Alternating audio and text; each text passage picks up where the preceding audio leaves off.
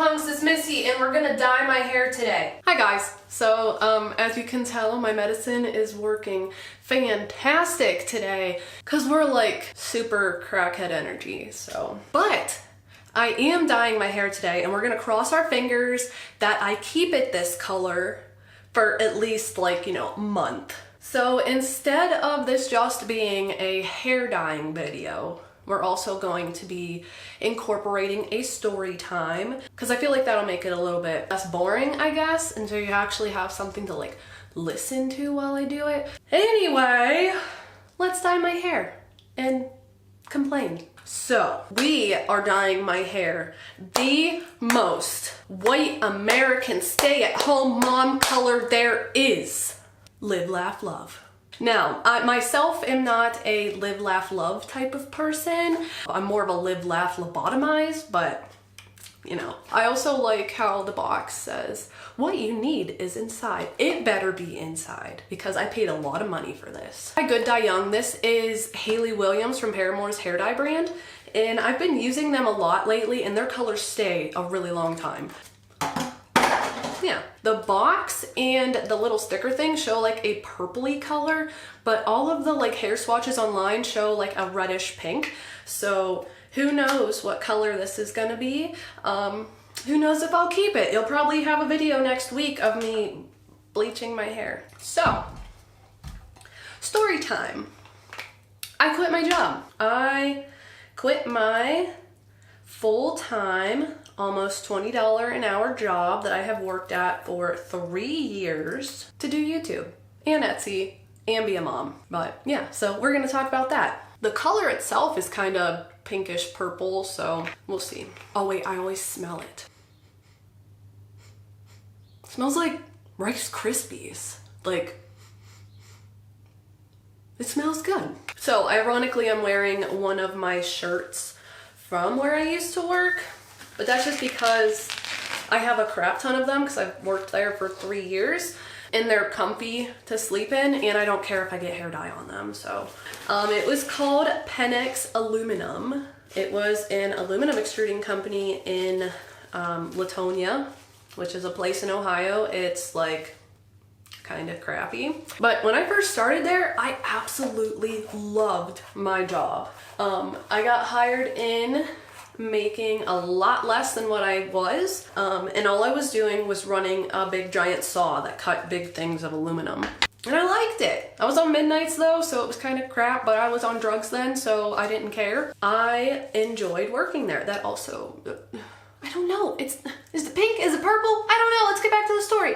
I worked as a metal saw operator on midnights by myself because our crew was like 6 people, including the supervisor, but I was never given anything like super bad to lift by myself. I mean, it was a hard job to do by yourself, but it was manageable because they had these little thingies that helped you lift it. And because of like other health issues, like I have arthritis and a bunch of other things regarding that, my joints are kind of loose. So lifting that heavy stuff by myself all the time really messed with me and made my arms pop out of socket. Like my wrist, like they were overextending, I guess you can call it, and it was tearing up my crap.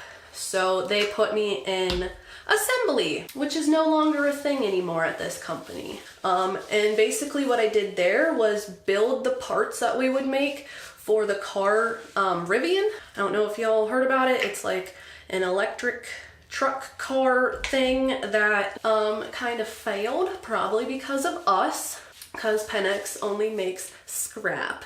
They're called the aluminum company. They should just be called the scrap aluminum company because that's all we freaking made, crap.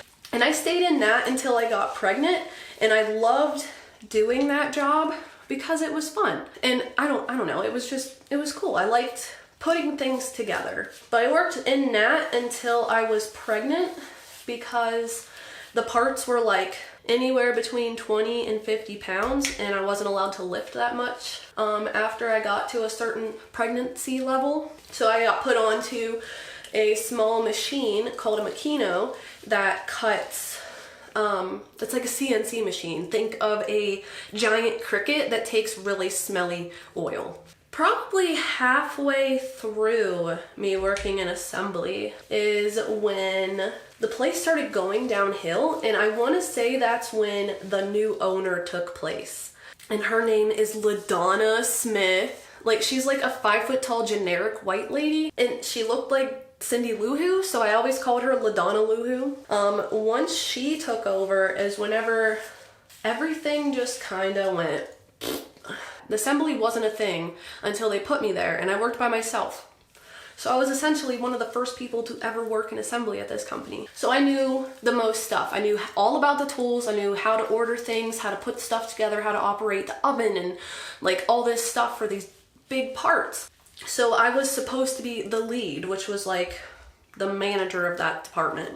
Once the office people somehow found out I was pregnant, they found every excuse in the book to not let me have that title. Meanwhile, I'm still getting paid normal workers' pay while doing all of the management stuff. But because I was pregnant, I wasn't allowed to have that. They told me that it was a liability to the company, whatever that means. Like, what? Like, obviously I had to be switched out of there anyway because I couldn't do the job after a while because of being pregnant. You didn't give me that because I was pregnant?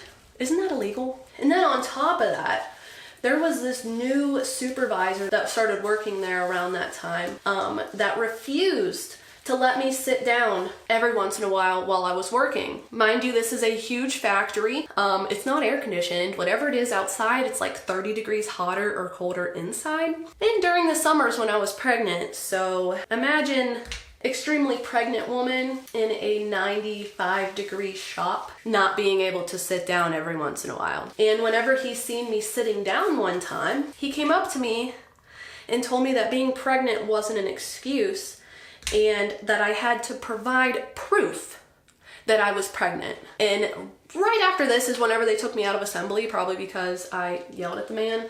But I literally told him if he wanted to go down to the dollar store and buy me a pregnancy test, I would pee on it in front of him. How I didn't get in trouble for that, I don't know. Probably because they knew if I got in trouble for that, I could get them in trouble. But whatever.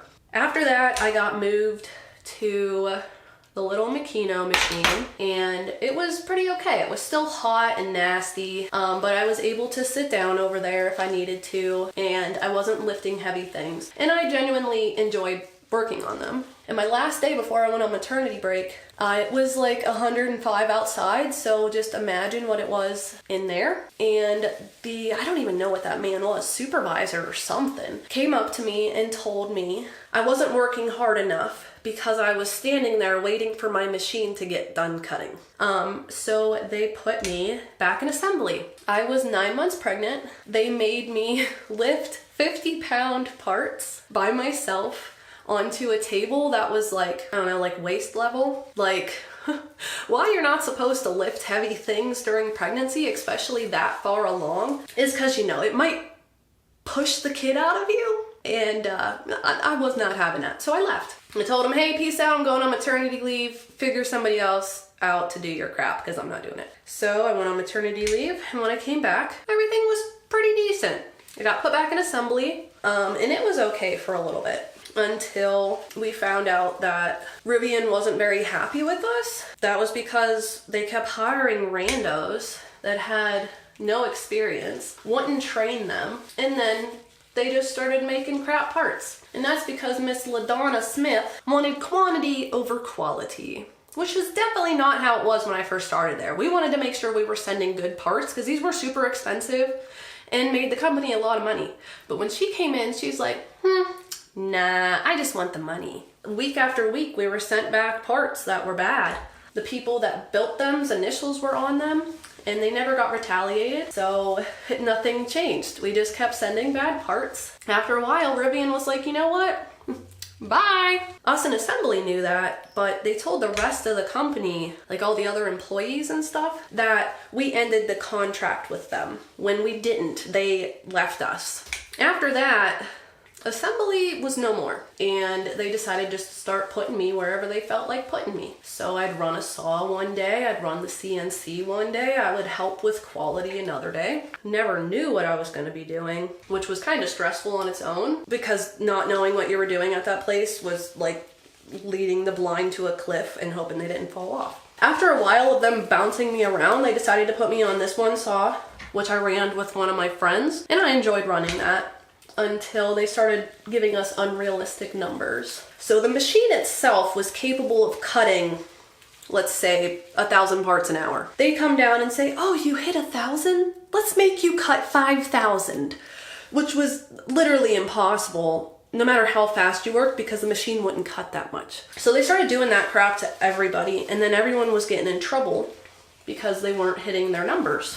All right, then they blamed that, used that as a reason as to why they rounded up a handful of people, told them they were getting drug tested, brought them to the front office, gave them an envelope, and said, you have a new job assignment, take it or you're fired on the spot. They were switching people to different shifts. They were putting them in places they never been or weren't trained for. They would put them in places that their pay was cut significantly. I didn't get hit with that. Thankfully, kinda. It doesn't really matter now, but after that, we started noticing back in the quality area that hundreds and thousands of parts were coming back from the customers. We were slowly losing all of our customers because nothing we made was good. Like, nobody cared anymore about how well the product was made. And even if they did, they were told to send it anyways. All of this crap was coming back. We're losing money like crazy. Then if you took a vacation day, they'd approve it, you wouldn't show up, and then the day after or the day of, when you don't show up, they would cancel it. So you wouldn't get paid the vacation money and you'd get pointed. They never told anybody that. And it got to the point to where the company didn't have any money to buy gloves or markers or any other type of supplies, including tools to fix our machines, or the big logs of aluminum to extrude our material. You know, the stuff we make stuff with. So we weren't allowed to have more than 2 pairs of gloves a week, which when working with oily, sharp metal, you go through gloves pretty fast. And then they decided to put me on a small saw, which was supposed to cut just little tiny parts that would be like this big. And the material was relatively light. It was easy for one person to run. They got the bright idea to put material that wasn't meant to be cut on that and made me run it by myself. It was 21 foot long aluminum that weighed over 80 pounds. I had to lift it onto a table that was probably 6 foot away from the pallet of material by myself. Not only was it a safety hazard, it was over half of my body weight. It was written in the work instructions for this saw not to do it because it could kill you. And I brought it up to our safety man. I wrote letters to the office. I went to the office. I told my supervisor. I told my lead. I told everybody. And the answer was, oh well. So I just started not giving a crap and would load what I was able to load and cut what I was able to cut. I didn't care if I didn't hit my hourly rate. I was paid by the hour, not by the part. And then I would go home every night crying and in so much pain that it was stressing the heck out of me. Like, it was coming home with me. That's how bad it stressed me out and killed me. I would have big giant welts and bruises down my arms from the way I had to lift it that looked like burns. Like, it was bad. It might not sound bad, but try doing that 12 hours a day as a 135-pound girl. It was getting rough. And eventually, after me complaining enough, they put me on this material that was so light, I was able to lift it with one hand. Like, it was just like, boop. And I was having a good time until later in the day, Miss LaDonna Smith came down, noticed I was hitting my numbers. I'm just speculating this, but she noticed I was hitting my numbers and that I was doing okay. I wasn't struggling like she's seen me do for weeks on end and never offered to help. So she called up the tow motor guy and said, hey, we don't need to cut this stuff. But Missy needs to cut the super heavy stuff that she can't lift. Even though we didn't have an order for it, even though we didn't need it, she wanted me to do it. Not any other saw. Not any of them that would do the job in 5 minutes. Me specifically. And that was it. That was the end of it. That was the day I quit. I couldn't take it no more because it was unsafe for me to do it. And anytime they seen me like doing better or getting better, they would do something to mess it up. And it wasn't just me this was happening to. It was everybody else too. They would see other workers getting ahead of their rate. They'd see them doing good. And they'd say, oh, nope, you're not doing good enough. You better make this part this amount of times or we're gonna write you up. I was not the only one that was sick of all their crap. And after I quit, I found out that they took one of the days from everybody. So they lost 12 hours of pay a week, which meant that they would only work 6 days every 2 weeks. And then they also did the job reassignment thing again, which, you know, cut more people's pay and put them in positions to where they probably want to quit. And now I'm doing YouTube more often, and that's why. Because I quit my job. I'm now a stay-at-home mama that owns her own Etsy shop that is doing way more successful than my paychecks that I got at Penix. And I'm my own boss. I don't have to listen to Miss LaDonna Lou-Who lady telling me I'm not doing a good enough job. Sorry you just listened to my entire spiel. I mean, talking about why I quit my job. I told him to suck it. I don't need you. And I left. So basically, the moral of this story, don't let corporations destroy you. I think I said this already, but that was my favorite place to be. I loved working there. And it's sad that in less than 3 years, they completely destroyed the company. The lady that owns it now just came in and like got money hungry and destroyed it. I don't know, it's just sad because I left a lot of my friends there. You know, I was with those people so long every day that like it was just a family and I had to give it up. I don't know, would you guys do that? Would you do something unsafe just for a paycheck? No, I have a baby at home. I got a boyfriend. You know what I mean? There's more important things than that place. Loved being able to say I'm a hard working mama, blah, blah, blah, blah. You know what I mean? Like I work in a factory, tough bitch, woo. But nah, man, it's not worth it. I'm gonna stay at home and do what I like to do, what makes me happy. And that's the most important thing at the end of the day. Do what makes you happy. So much less anxiety. I'm so much happier of a person. My baby is so much happier. Life is just great. It's great. I love it. Favorite thing in the world. Best job I've ever had in my life, being a mama and the weird girl you watch on YouTube. So I think I got all the hair dye in there. I'm gonna leave it on for 2 hours and take a shower and show you guys what it looks like. Hi again. So my hair is still kind of wet, but this is what it turned out to be. It's literally just pink. Like it looks like hot pink from Manic Panic or their other color called X Girl, I think. Here's how my hair turned out. Also, look how cute my outfit is. Anyway, yeah, that was just my story time about how I quit my job. Thanks for listening to me complain. But yeah, so I'm a stay-at-home mom now and I do YouTube and Etsy. And I'm a lot happier. So that's all that matters. If you enjoyed it, give it a big thumbs up. Comment down below if you like my hair color and if you're just as surprised as I am that it's not purple. Don't forget to hit that subscribe button to join our eternal pizza party and where we come do weird videos sometimes and you get to be my internet best friend. But okie dokie guys, bye, thanks for watching. Mwah.